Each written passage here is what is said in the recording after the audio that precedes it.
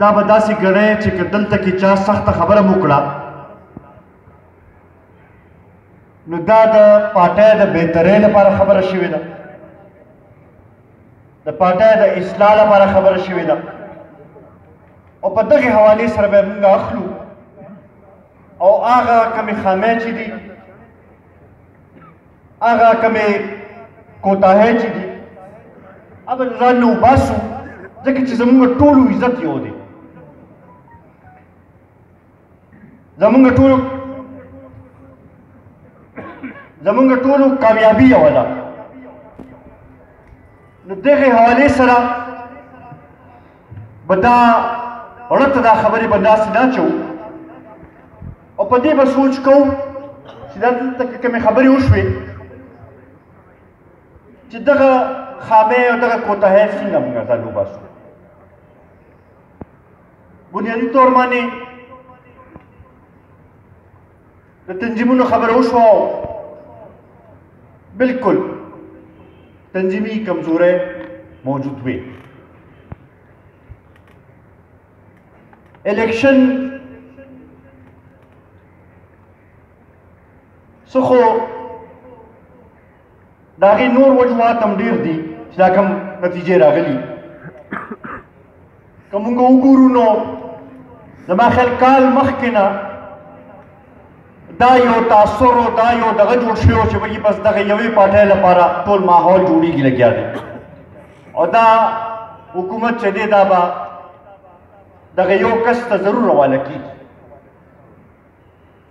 هغه په میډیا کې هم جوړ شو، په هغه په هر یو شي کې دغه شو. بعضې ادارو هم چې دی هغوی هم داسې رول پلی کړی.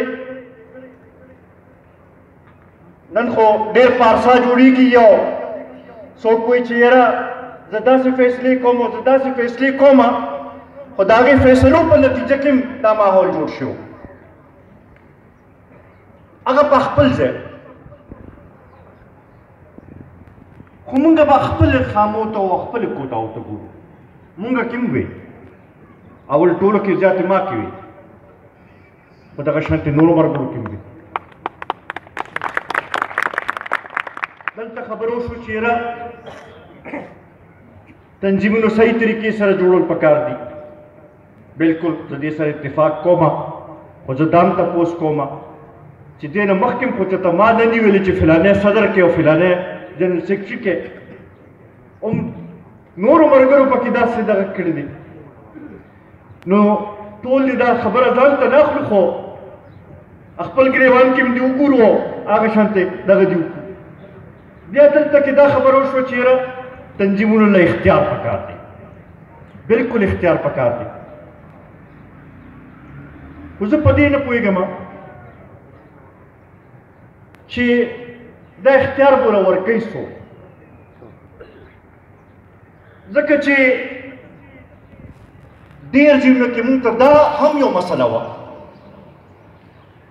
چې کوم د زموږ د یونین کونسل صدر یا اهم وزیروار کس و چې هغه ته یو کار حواله شو چې یاره ته ستا د یونین کونسل لپاره دا کار راغلی دی، نو هغه اول ټولو کې ځان له کار کړی دی، نور خلک یې پرېښي دي. د هغې د وجې نه هم ډېر مشکلات جوړ شوي. ډېر وخت خو مونږ په دې کې تېر کړو چې هغه ملګرو ته هم بیا دا وایي چې یاره دا دې ځل داسې دغه شوي دي، خو که وګورو نو د پارټۍ د اړخه خو یو ذموار کس ته دغه شو، دې لپاره ورته ذموار کس ته حواله شوي چې هغه دې نور ملګري راغونډ کړي او په هغې باندې یو دغه وکړي. نو دا شی هم ځان نه وباسو، ځکه چې که دا مونږ ځان نه ونه ویستلو نو اساسله خو همدغه ځای کې به زه په دې کې دا هم وایم چې ټیک ده هغه نور هر څه په خپل ځای د ایم پي ګانو د ایم این اے ګانو به هم غلطۍ وي، خو بعضې زموږ کارکنانو ته هم ریاکشن وګورئ. داسې ملګري وو چې نن که تنظیم له راجمع کړو نو ټولو کې اول به وایي چې نه دا مشري خو زما ده